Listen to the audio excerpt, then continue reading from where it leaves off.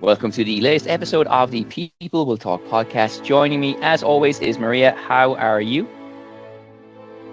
I'm really well, thank you. You? Very good, thanks. And special guest author Stephen Rossiter. Stephen, how are you? Oh, I am very well, thank you very much, and delighted to join you guys. I'm delighted to be invited. And Maria, you made my day, believe it or not, even just in your short reply, because I have a big beef with grammar. And Right. I noticed that most people in this day and age, when they're asked how are you, they're saying I'm good, and this came from America, and it riles me. I'm good, but it's grammatically incorrect. You know, good is an adjective, well is an adverb. So a sad individual that I am. I pick up on these kind of things, and I try to spread the grammatical word, but you have to be careful, because you can't be too patronizing either, and so on. I don't ever mean to be, but it's one of those little pet things of mine. Anyways, so I'm very well, thank you. It's Fun Friday, you know what I mean? Well, you have a writer's attention, no, to all these things like grammar and how to express yourself, and we're going to ask you about all those things over the course of this interview. But also, we want to ask you, because we know you lived in Spain for a while, you travel there frequently. Yes. So, Stephen, have you found something in Spanish culture that you think is very unique to the Spanish and is difficult to find maybe elsewhere? Oh, for sure. I mean, I know the Irish will be regarded as, very warm and welcoming, but I have to say, I always felt I'm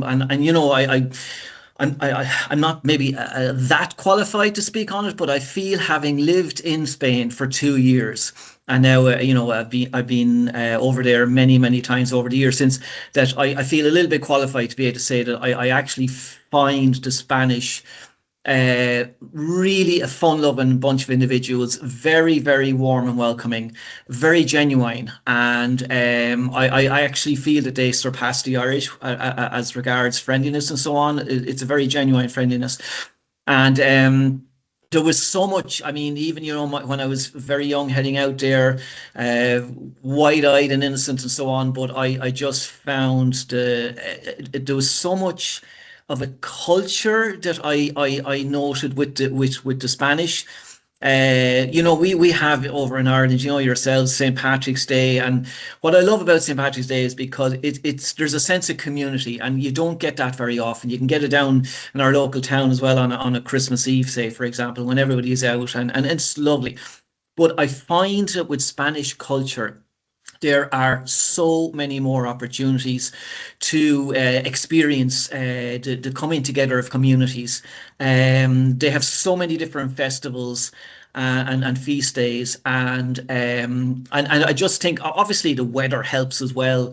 But when you're out of an evening, and you're sitting down and having a beer, and just this lovely gathering of people, and you can just feel their happiness and their warmth, and I think there's just a very fun-loving bunch of people. I mean, if you consider some of the, even just the festivals that they have, the Tomatina Festival in Buñol, and the up in Pamplona as well, the running of the bulls, and so on. I mean, they are absolutely incredible. I mean, where else would you find that kind of?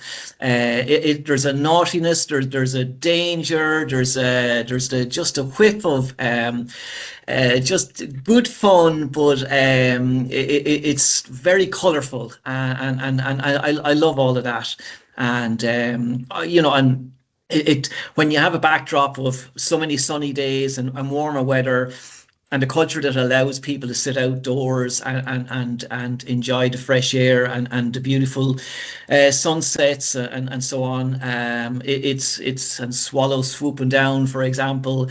It really lends itself to a wonderful place to be out and meeting people.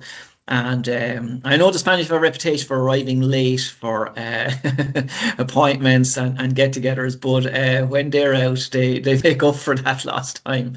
And yeah, it's wonderful to experience.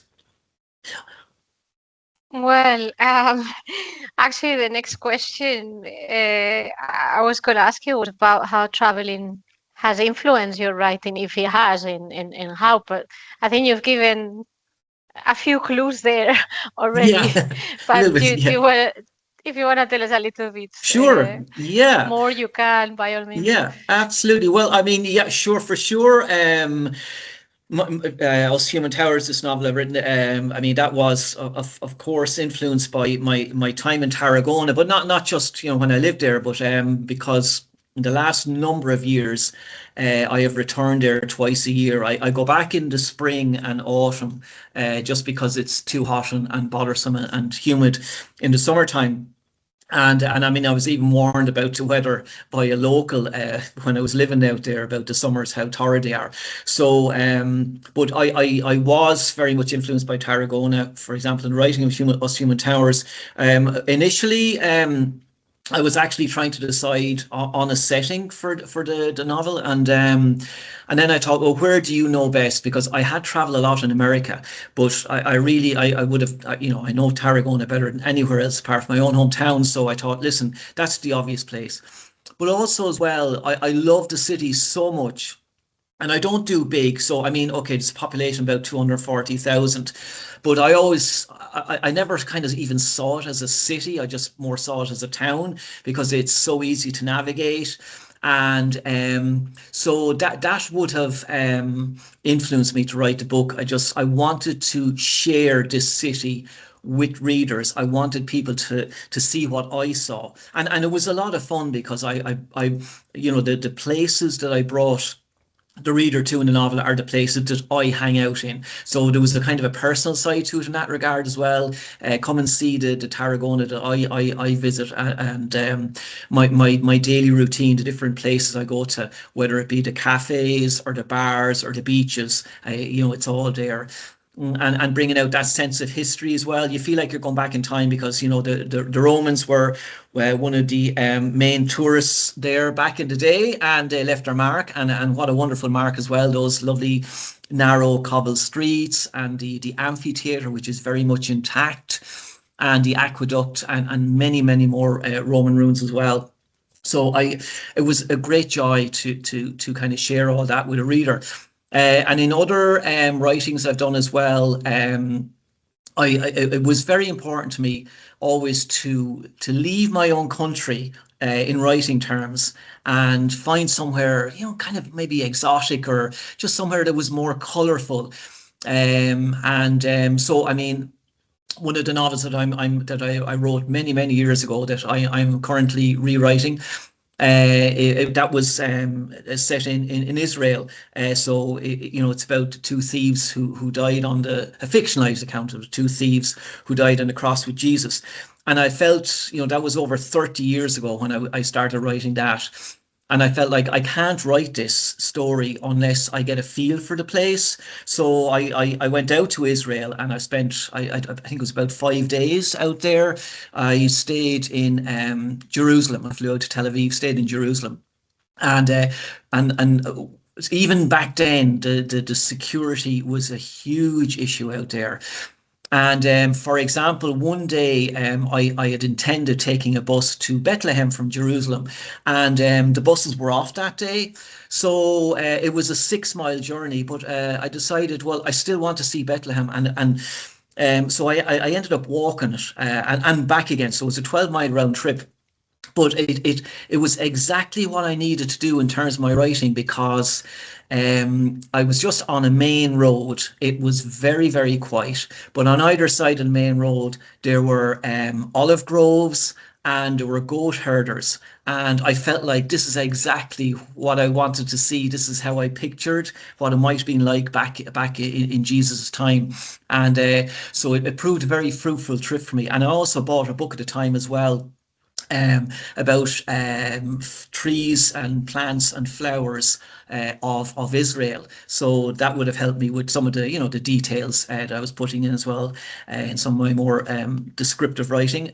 And then another book then that I'm hoping to have published this year with you guys, Iverna, is Sorry, that's the one that I'm having published hopefully with you guys this year. And then another novel then that I'm rewriting at the moment is Sundog, which is set in a Kansas cow town back in 1871. And so I had spent a lot of time traveling in America during my summer holidays over the years. And I had a great interest, and still do have a great interest, in the Wild West. So my journeys in America then would have informed my writing in that regard, because I was always gravitating towards places associated with the Wild West, be it Tombstone in Arizona, which I've visited 7 times, I think, at this stage, or the Custer Battlefield site up in Montana, and old mining towns.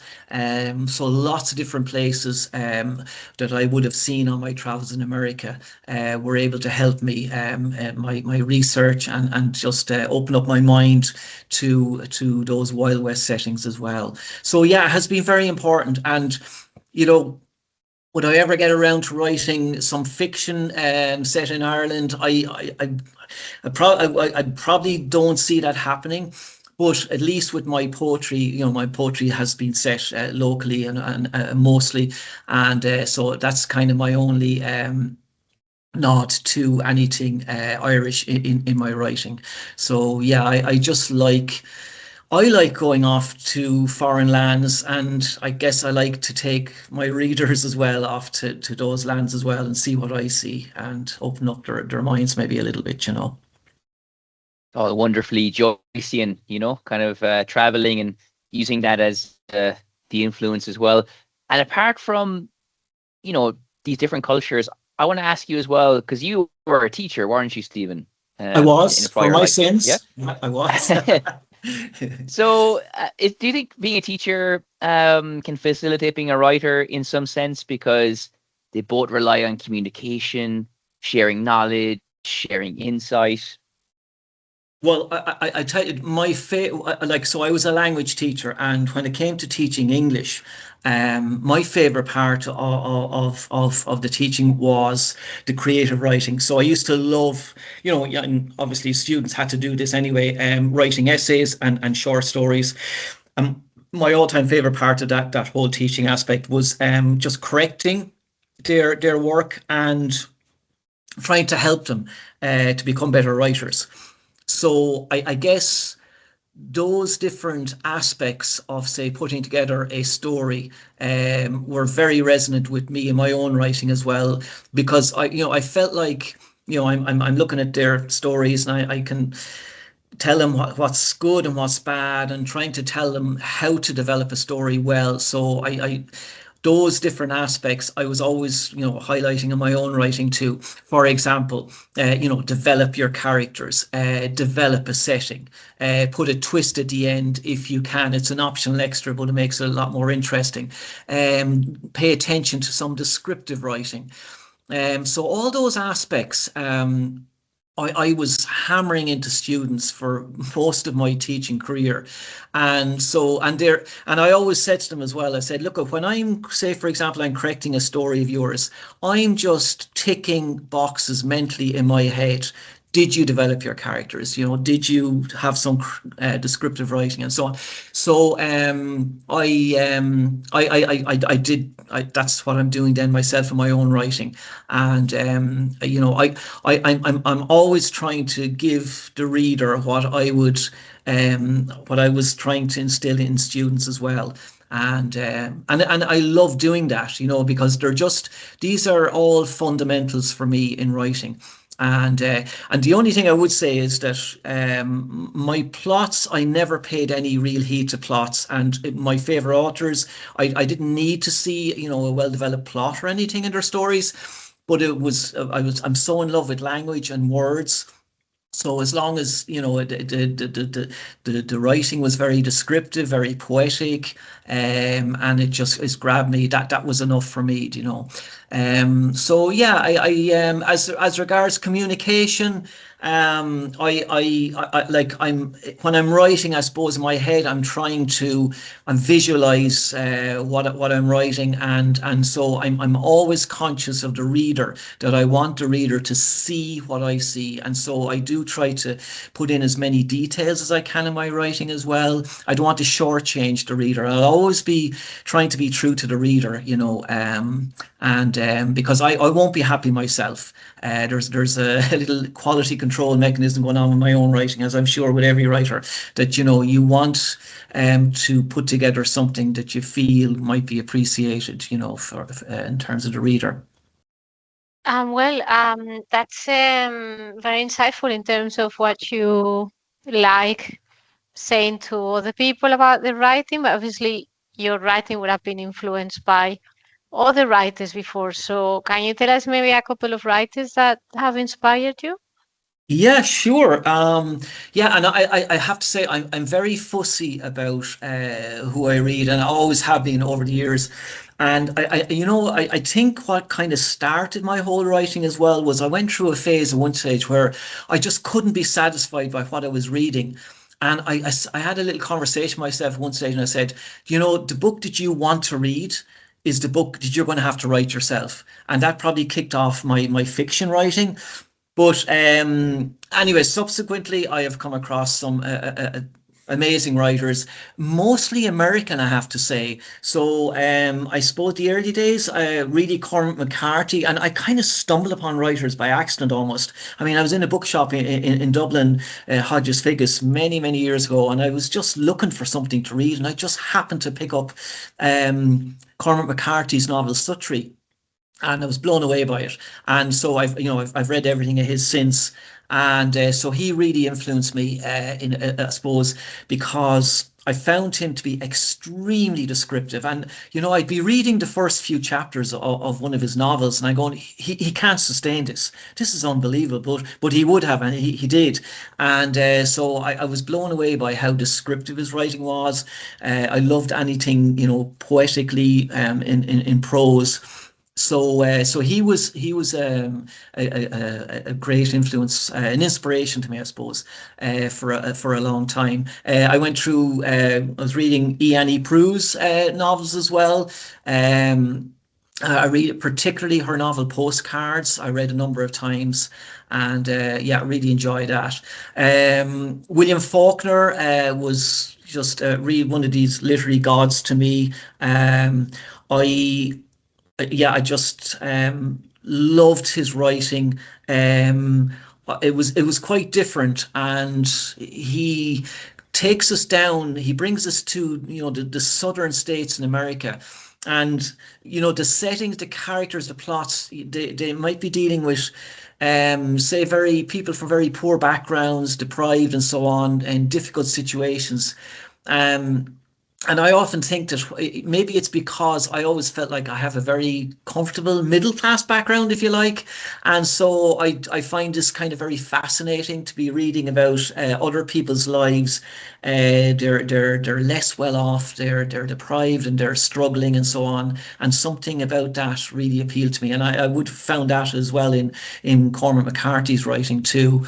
Um, and from an Irish point of view, James Joyce, I mean, I was reading James Joyce while I was in university, even though I wasn't actually studying him that much. I was very fortunate to have David Norris lecturing me on Joyce. He was, one of the regarded as a renowned Joycean scholar, and so he was a great inspiration to me about as regards James Joyce.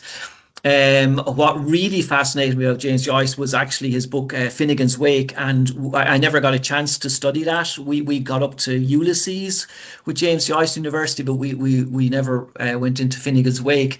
But I ended up reading it twice myself during my college years, and I mean it's incredibly complex and challenging and difficult, but so rich. I wouldn't be pretending to understand a fraction of it, but I loved what he was doing with language. And what I also loved about Joyce was, and it struck me, and then I read about it, that I always felt that Shakespeare had such an influence on me when I was young. I loved Shakespeare, but when I came across James Joyce, I just felt that, well, we know Shakespeare, we would call him a genius, and I know it can be a term that's overused these days, but he genuinely was. And I used to be trying to explain this to students, what made Shakespeare so good. And I would say it was the quantity and the quality of his work. And so when I started looking at James Joyce, then I started thinking to myself, why can't James Joyce be regarded every bit as much of a genius as William Shakespeare? And I did read something then a while back that was basically saying that James Joyce himself would have considered himself to be every bit as good. And I found that fascinating, because here was an Irishman who was taking on an Englishman's language and doing every bit as much with it and taking it on to another level as well, particularly, when it got to the Finnegan's Wake. And I love that about him. And I said, absolutely, why not? So Shakespeare was writing drama and his poetry, but why couldn't James Joyce be regarded as every bit a great literary figure? And mostly what he was doing was in prose. And so that's what I really like about it as well. And like Shakespeare has been sacred to us, but I like the idea that there is room for other writers as well to be recognised, to be every bit as good. Joyce was writing at a different time period, and he was writing in a different genre. But there is no reason why we can't consider him to be every bit as much an equal as Shakespeare, which I do, And yeah, loved what he was doing. And to be honest with you, when it comes to James Joyce these days, I don't tend to read his own writing, but what I do tend to do is I read a lot of books of notes, and it allows me to see just how much work and how brilliant a writer he was, what he was trying to do. And there's an endless amount of books. So mostly, if I make a trip to Dublin once or twice a year, I'm going into the big bookshops and looking for more books of notes relating to Joyce's writings, and maybe even a graphic kind of novel description of his life, anything at all that would just kind of allow me to see what he was at, and what his life and times were like as well. So yeah, I've been really blessed with so many different writers who inspired me. Laterally, I would say it's James Lee Burke. I'm not really into the whole thriller genre, but I know I read there a while back that it's now the biggest selling genre in bookshops. And I know a number of people who love their thrillers. So my brother Joe, many years ago, he had given me a James Lee Burke novel, and I was gathering dust for years, I'm ashamed to say. And I'm so grateful to my brother Joe now, because I've ended up buying almost every single book of James Lee Burke's, and he has quite a literary canon, and still writing as well, which is incredible. And I absolutely love his writing. So he has different characters, and different settings. So he's principally two main characters that he writes about. One in Louisiana, another one in Texas, and there are some now as well in Montana. But I love what he does in his novels. He really tries to get into the human psyche, to understand how people's minds work, and what it inspired them to act the way they do. But also as well, because I love settings that are very well described, you get such an amazing sense of what it is, for example, to be down in Louisiana. And so much so that I've traveled a lot over the years in America, only barely traveled through Louisiana. But I do feel that if I was to do another trip to America, I would love to even just exclusively travel around Louisiana for a week or two, and see all the places that he's described. And so I love everything about him. His descriptive writing, his evil characters are incredibly well depicted, and so evil, so badass. I really love that. Brilliantly, yeah, this descriptive writing, and his own these main characters that he writes about. There's always they're a little bit unhinged. One would have been a sheriff. He lost his job, so now he's kind of a private eye. Would have been an alcoholic, just carrying a bit of baggage around with him, and so a little bit you'd be worried for him even. But yeah, you just feel so much empathy for him, and he's a good guy though.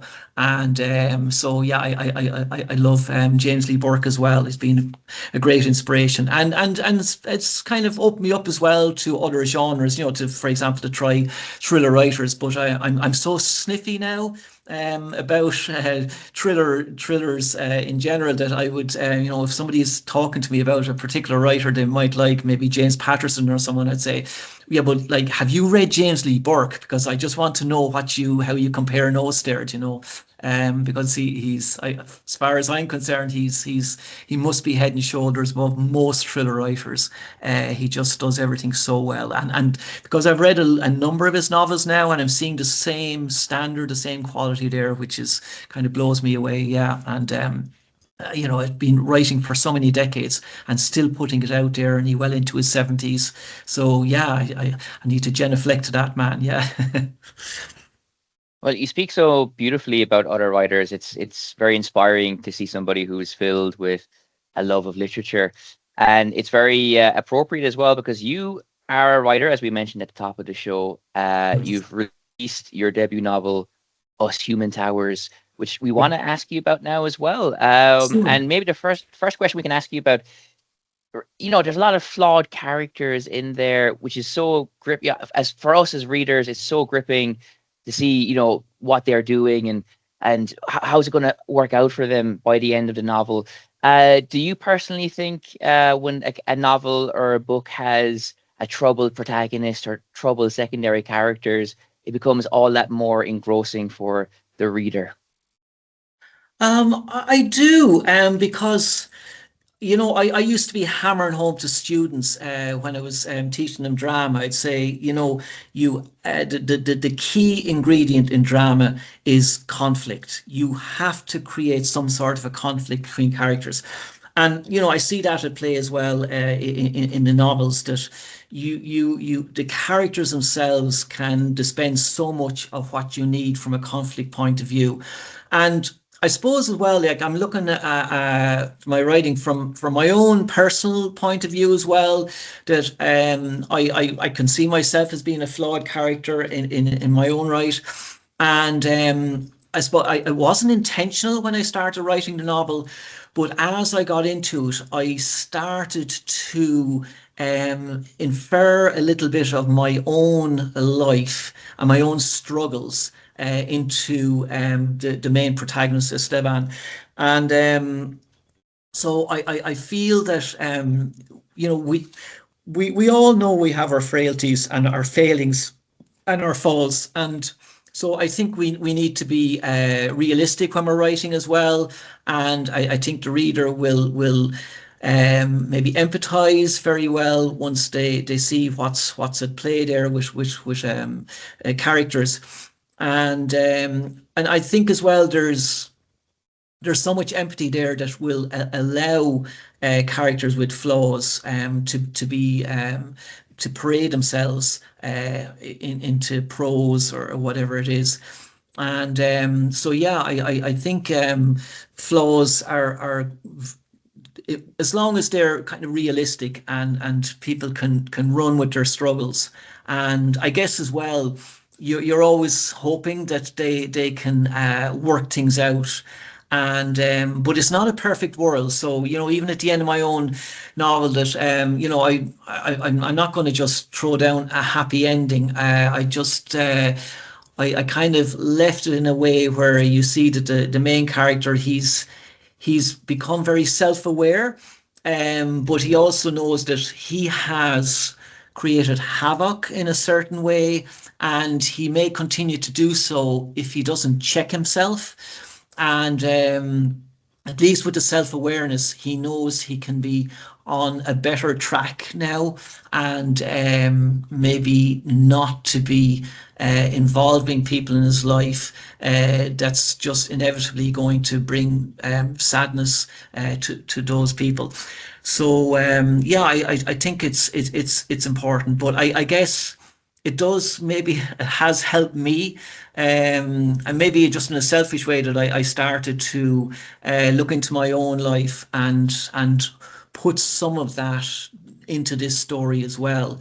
And it's a very real thing that I have had in my life, say, from the point of view of relationships, where I have struggled. And yeah, I know I've hurt people along the way, never intentionally, but so I felt, I needed to get help and stuff. And so I'm happy to say that I have visited a psychotherapist for 5 or 6 sessions a number of years ago after a breakup. And I felt it incumbent on myself to get to know myself better. And so that was very helpful. And actually, as well, I just found a lot of stuff on YouTube, on Google. One little site I came across was interesting psychological facts about human beings. And so I kept a little notebook, and I used to write down very pertinent things. And so that helped me as well. And I guess so I was putting some of myself into this novel, Us Human Towers. Something I haven't done with other novels, and so, but it's so in a way, maybe it's been, even for me, a little bit of therapy when writing this story, Us Human Towers. Yeah. Well, it's interesting that you've mentioned all those things about, mental health and identity, and because in the book there is a bit of a crisis of identity, and you've said that the book has a lot of you in it, and the things that you've gone through, or the things that you've thought about with regards to relationships and things like that. Yeah. So, what do you think characters are looking for in that specific book, in As Human Towers? Yeah, well, I mean, for example, I mean, the main protagonist, Esteban, he's arriving in Tarragona on a holiday, and it's I used to feel like that myself, because I traveled in America for many, many years. And I used to say, it's country, it's like the greatest playground in the world. And I don't mean that in a negative way now. I just felt that it's just, you can do what you want out there, you can go where you want.